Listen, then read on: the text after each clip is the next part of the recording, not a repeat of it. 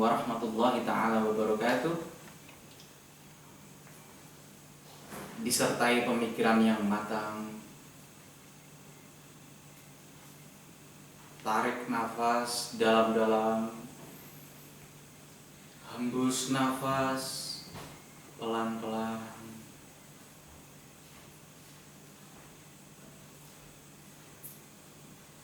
Raba semua panca indera kita. Simpan energi makrokosmos di dalam mikrokosmos kita.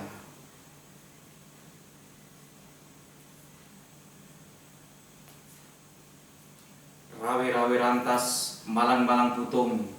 Wa qul ja'al haqqu wa zahaqal batilu innal batila kana zahuqa.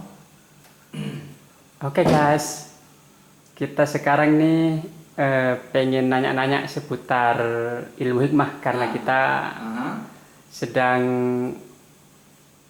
bertemu dengan ahli ilmu hikmah. Enggak ahli juga. Oke, bagaimana Gus? Coba diperkenalkan dulu tentang perjalanan Gus Iya. dalam mengarungi ilmu hikmah ini. Oke, ini niatnya untuk ta'aruf, karena dengan dasar barang siapa tak kenal maka tak sayang, bukan karena apa. Di ibarat analogi, di antara 2.500 orang yang pintar, mungkin saya yang nomor 2.500. Bismillahirrahmanirrahim. Nama, identitas dari orang tua Irfan Prabudeva. Dari kecil biasa di lingkungan pesantren. Allah menakdirkan saya memiliki seorang ayah, yaitu Abah Suyuti Ghazali, yang beliau salah satu sesepuh Pagar Nusa NU dan Banser Pusat. Jadi memang dari ini Mas Bro, dari kecil memang lingkungannya sudah dibikin seperti itu. Cuman saya tidak hanya mempelajari itu saja. Saya tetap, walaupun dalam arti zona nyaman, quote and quote zona nyaman untuk ilmu metafisika, tetap saya menerapkan 5W1H Bro. Iya ya. Berarti sejak kapan Gus Irfan berkenalan dengan ilmu hikmah? Sebenarnya sejak dari kecil, ya mungkin DNA atau gimana dari orang tua. Ketika saya kecil, maaf saya menggunakan kata saya karena memang disuruh kan, saya suka menguping. Jadi usia balita kalau ada tamu sesama kiai di abah saya, itu saya suka nguping. Jadi anak kecil 4 tahun, 3 tahun itu suka nguping pembicaraan orang tua. Jadi seolah-olah itu memahami bahasa mereka, padahal usia 3 tahun, 4 tahun itu fakta. Akhirnya menjadi sebuah saya itu kayak anak tertutup gitu loh. Anak tertutup, introvert kalau sekarang ya Bro ya. Introvert, tertutup, karena ketika saya lagi main dengan sebaya saya merasa nggak nyambung. Ya mungkin kan tadi saya terbiasa mendengar nguping pembicaraan tamu orang-orang tua itu, dan saya merasa nyambung, merasa enjoy, comfort aja Bro. Akhirnya ketika saya berhadapan dengan dunia nyata sebaya saya merasa nggak nyambung. Jadi kayak semacam dunia asing. Tapi itu nggak dibuat-buat, kok aneh gitu. Anak seperti itu kok bisa seolah-olah paham dengan omongan orang-orang ini. Mungkin yang bisa dikatakan jiwa yang tua belum waktunya. Berarti pengalaman pertama apa itu Gus? Pengalaman pertama kan pengalaman sisi metafisika sebenarnya, nggak bisa diilmiahkan. Kenapa kok anak sekecil itu kok bisa? Kadang-kadang saya seperti diusir ayah saya, abah saya. Ketika ada tamu, ada duyuf, saya selalu diusir. Mesti ada yang Irfan lagi nguping di balik kursi segala macam, mesti ada Irfan. Nah, pura-pura tidur, ngorok.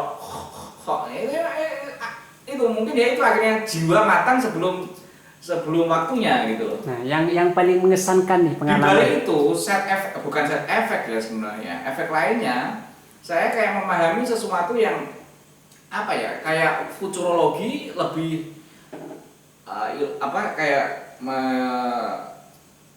menerawang atau menjelajah sesuatu yang katakanlah mungkin belum terjadi, kayak semakin tajam gitu. Contoh melihat orang dari wajahnya, dari getar suara, vibrasi suaranya, itu bisa mendeteksi.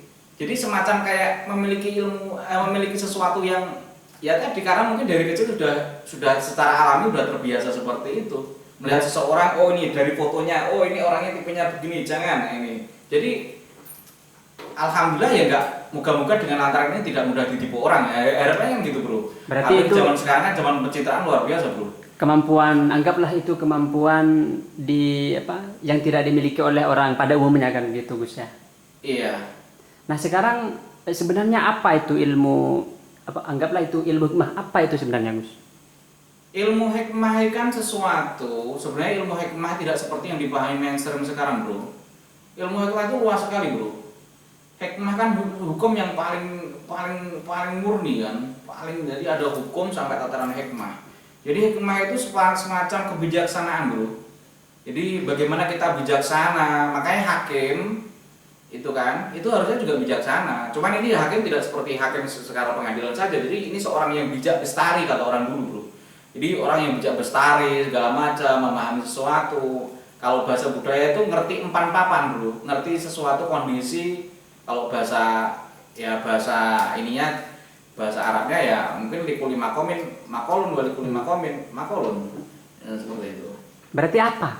Ya sesuatu menempatkan pada presisi, pada tempat yang bijak. Apapun, contoh masalah manusia. Ya, kita nggak mesti mengandalkan jawaban pada satu sisi. Jawaban secara mainstream, tapi mungkin kita mendapatkan jawaban berupa ilham-ilham dari Gusti, dari Tuhan Yang Maha Esa, dari Allah, itu lewat desiran udara, lewat daun yang jatuh, segala macam, dan itu merupakan bagian jawaban-jawaban yang tidak yang hari ini jarang dipahami manusia, jarang diperhatikan manusia, padahal itu bagian daripada Iqra. Berarti hubungan misalnya, apakah ada hubungan dengan indera keenam misalnya Gus? Saya saya kalau mengatakan bukan malah indera keenam, harusnya indera ketujuh, Bro. Bagaimana maksudnya? Ya kan kayak semacam sab'us samawat kan seperti itu. 7 langit, lapisan langit kan seperti itu. Itu. Jadi ada hubungan antara ilmu hikmah dan indera ketujuh ini? Ya tentunya itu adalah bagian bunga-bunga itu. Bagian rangkaian daripada itu semua, Bro. Itu. Jadi memahami ilmu hikmah tuh, sebenarnya ilmu hikmah tuh kalau dipahami tuh, kalau udah tahu itu keren banget gitu loh. Ilmu hikmah itu gue banget, harusnya anak muda itu seperti itu, atau orang umum begitu. Ilmu hikmah itu gue banget, ternyata ilmu hikmah juga bisa disaintifikasi sedikit banyak, walaupun tidak semua, tidak overall, gitu loh. Contoh satu aja Gus, gimana saintifikasi ilmu hikmah itu? Saintifikasi ilmu, contoh kasus seperti ini ya, contoh kasus nih ya.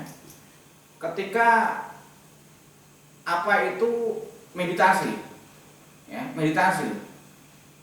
Nah, meditasi ya. Contoh ketika kita meditasi kan menggunakan gerak putaran, Bro. Gerak putaran. Ternyata gerak putaran ini juga bisa diilmiahkan gitu loh.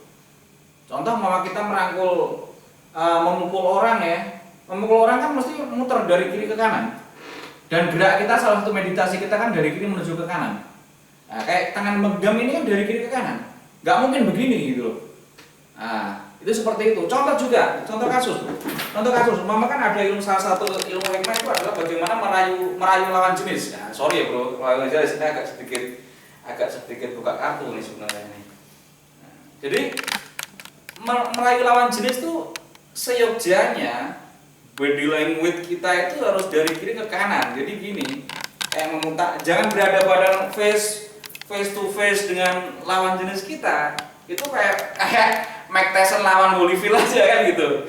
Kayak ini ya, kayak ayam jago sama ayam jantan, wah itu konflik, nggak cocok untuk lawan jenis. Harusnya dari kiri menuju ke kanan. Nah begini. Oh jangan sampai ada pada depan mata, kecuali kalau udah jadian ya. Nah, jadi harus muter. Ternyata ayam saja juga muternya dari kiri ke kanan, Bro. Ayam jantan, ayam jago merayu ayam betina, itu juga muter kayak tarian India gitu loh. Ternyata itu ada maksudnya di balik itu. Nah, ternyata itu adalah mengandung power gitu loh. Itu satu case. Mungkin ada tanya lagi? Berarti itu seperti menghubungkan misalnya ya gerak putar-pusaran air itu bagaimana ketika kita di sungai? Kan ada namanya talung bro, talung yang paling dalam kan talung, tapi sebelumnya kan ada putaran air, itu kiri ke kanan, itu power. Angin mesra juga begitu, angin topan juga ke kiri ke kanan, itu energi. Salah satu meditasi kita juga dasarnya dengan dari kiri ke kanan.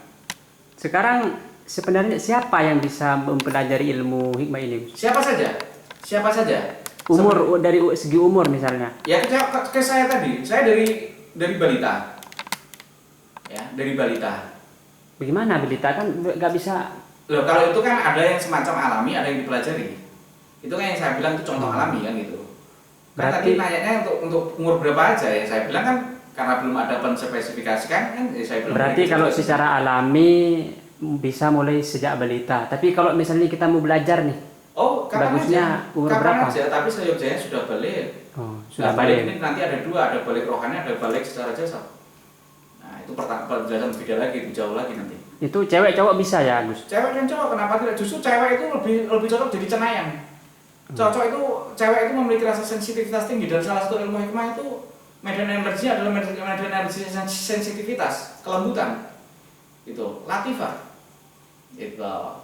Nah, sekarang kalau kita misalnya mau belajar nih, belajar apa dulu? Yang pertama, paling pertama nih apa? Mengenal diri. Nah, gimana? Gimana? Mengenal diri. Ya, siapa saya? Kenapa saya? Gitu. Makanya kan ada makalah man arafa rabbahu faqad arafa rabbahu, barang siapa tahu diri maka akan tahu Tuhannya, kan begitu.